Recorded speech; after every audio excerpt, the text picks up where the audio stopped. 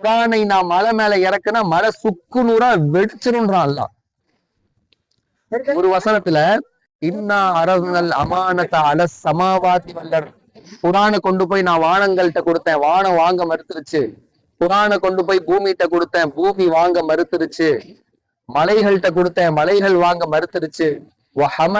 இன்சான், மனிதன் மாத்திரம் இதை சுமந்து கொண்டான் சொல்லிட்டு இன்னமும் காண ரலூமன் ஜஹூலா, இந்த மனிதன் பெரிய அநியாயக்காரனாக மடையனாக இருக்கிறான். ஜஹூல் மடைய பெரிய மடையனா இருக்கிறான் நல்லா சொல்றான். அநியாயக்காரனா என்ன? குரான் வாங்கிக்கிட்டா, ஆனா அங்க குரானுக்கு தர வேண்டிய கண்ணியத்தை தர்றது இல்ல. குரானுக்கு தர கண்ணியம்னா என்ன? அதை எடுத்து நல்ல ஒரு கவர்ல மடிச்சு வீட்டுல பீரோக்கு மேல வைக்கிறதா, வச்சுறதா? இல்ல, அதை எடுத்து ஓதணும். குரான் அல்லாஹ் நமக்காக இறக்கிய வேதம், அதை எடுத்து ஓதணும். தஜ்வீது கத்துக்கணும், கத்துக்கிட்டு குரானை முறைப்படி ஓதணும். குரானுடைய அர்த்தங்கள் என்ன உலமாக்கள்கிட்ட வந்து கேட்கணும். தெரியாத விஷயங்கள் விளக்கங்கள் தெரிஞ்சுக்கணும். இந்த இதைதான் அல்லாஹ் தஆலா சொல்றான். மனிதன் வாங்கி மட்டும் வச்சுக்கிட்டான், அந்த குரான் அவன் படிக்கிறது இல்ல. எனவே இன்ஷா அல்லாஹ் இனி குரானோடு இருக்கக்கூடிய தொடர்பை நம்ம பலப்படுத்திக்கலாமா? இங்க இருந்து ஓடுறாங்க ஸல்லல்லாஹு அலைஹி வஸல்லம், கிளாக் டவர் தெரியுதுங்களா?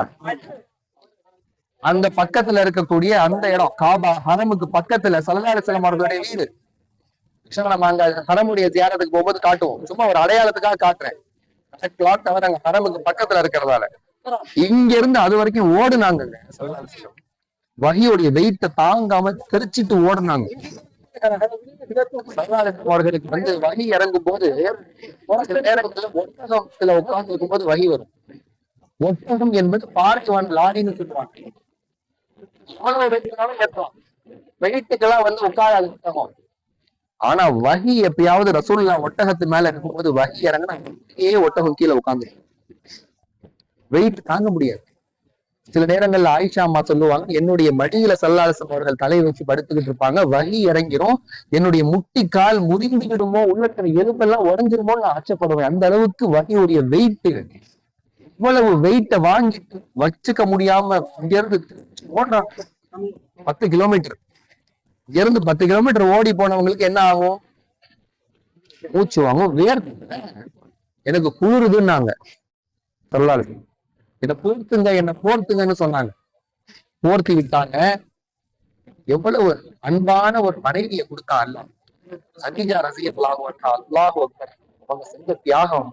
ரசூலுல்லாஹ்வை ஆசுவாசப்படுத்தி, அவங்களை ஆறுதல் படுத்தி, அவங்களுடைய தலையை கோதி விட்டு, போர்வையை போர்த்தி விட்டு, பயப்படாதீங்க கல்லா. முதல்ல அவங்க சொன்ன வார்த்தை, அம்மா சொன்ன வார்த்தையை பாருங்க, வல்லாஹி லா யுஹ்ஸீக அல்லாஹு அபதா, அல்லாஹ் உங்களை கைவிட மாட்டான், நீங்க பயப்படாதீங்கன்னு சொன்னாங்க. ஒரு கணவருக்கு மனைவியோட இந்த ஆறுதல் வார்த்தைகள் இருக்கு ஒரு பெரிய பூஸ்ட். பயப்படாதீங்க, அல்லாஹ் உங்களை கைவிட மாட்டான். நீங்க எந்த தவறும் செய்யறது இல்ல, நீங்க நியாயத்துக்கு நிக்கிறவங்க, நீங்க யாருக்கும் எந்த அநியாயமும் பண்ணல, நீங்க நிறைய ஏழைகளுக்கு எத்தீம்களுக்கு உதவி செய்றீங்க, இல்லாதவங்களுக்கு கொடுக்குறீங்க, உறவுகளை சேர்ந்து வாழ்றீங்க, அதனால இன்ஷா அல்லாஹ் அல்லாஹ் உங்களை கைவிட மாட்டான் அப்படின்னு சொன்னாங்க. இதுக்காக தான் ஸல்லல்லாஹு அலைஹி வஸல்லம் அவர்கள் தன்னை விட வயது முதிர்ந்த ஒரு மனைவியை தேர்ந்தெடுத்தாங்க. அல்லாஹ் அவங்களுக்கு அப்படி ஒரு ஏற்பாட்டை செஞ்சு கொடுத்தாங்க. ஸல்லல்லாஹு அலைஹி வஸல்லமுக்கு 25 வயசு இருக்கும் போது கதீஜா அம்மாக்கு என்ன வயசு இருந்துச்சு? திருமணம் முடிக்கும் போது. இதே ஒரு சின்ன வயசு பெண்ணா இருந்தா இப்படி வகி இறங்கிச்சு, ஒரு 5 வசனம் இறங்கி இப்படி ஒருத்தர் நான் பார்த்தேன், வகி கொண்டு வந்தாரு அப்படின்னு சொன்னா சேர்ந்து பயந்துருப்பாங்க, என்னமோ நடந்துச்சு, ஏதோ ஆயிருச்சு அப்படின்னு. ஆனா ஒரு வயது முதிர்ந்த பெண்மணியா இருந்தாங்க, மெச்சூரிட்டி இருந்துச்சு அவங்கள்ட்ட.